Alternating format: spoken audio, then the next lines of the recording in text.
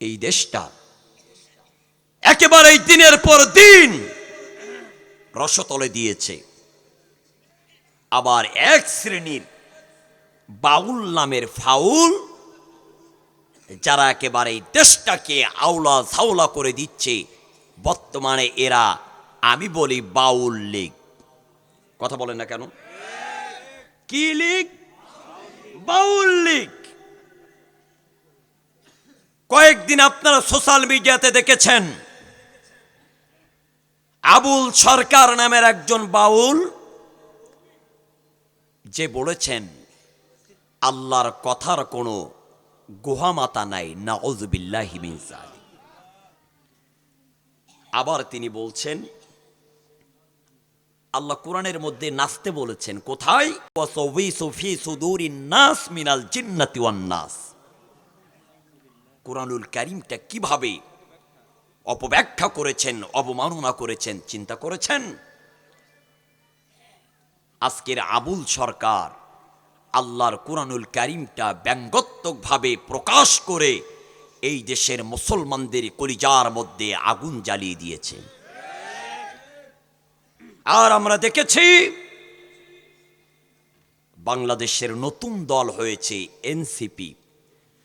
তাদেরকে আমার হৃদয়ের গভীর থেকে ভালোবাসা ছিল তাদের নেতৃত্বে, এবং আমাদের মতন মানুষদের সার্বিক সহযোগিতার মাধ্যম দিয়ে ফ্যাসিস্টের দোসর খুনি হাসিনা আওয়ামী লীগদেরকে আমার বাংলার জমিন থেকে তাড়িয়েছেন। কথা বলেন ঠিক না ভাই? ঠিক। কিন্তু দিনের পর দিন দেখতেছি তারা লাগামহীন হয়ে যাচ্ছে। এই এনসিপির মতন দল আজকের বাউলদের পক্ষ নিয়েছে।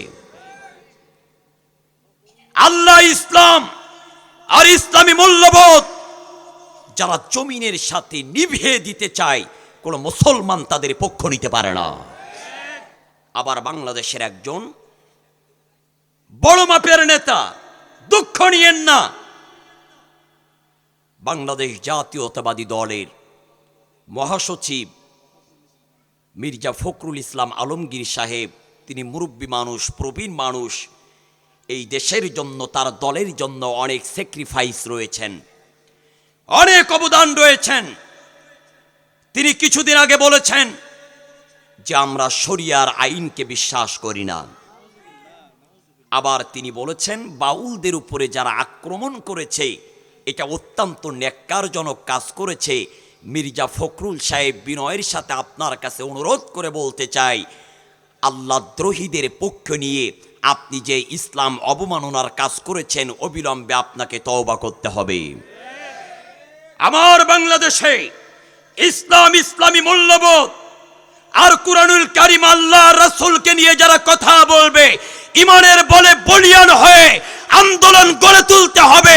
তাদের বিপক্ষে যদি জিহাদ করার দরকার হয়, লড়াই করার দরকার হয়, আমরা রাজপথে নামতে রাজি, লড়াই করতে রাজি। একটা বাউল আউলার ফাউলদেরকে আমরা এই জমিনে ছাড় দিতে রাজি নই। আর তাদের পক্ষে যেই কটা দালালি করবে, ইমানের বলে বলিয়ান হয়ে তাদের বিপক্ষে প্রতিবাদ করা, এটা মুসলমানদের নৈতিক দায়িত্ব।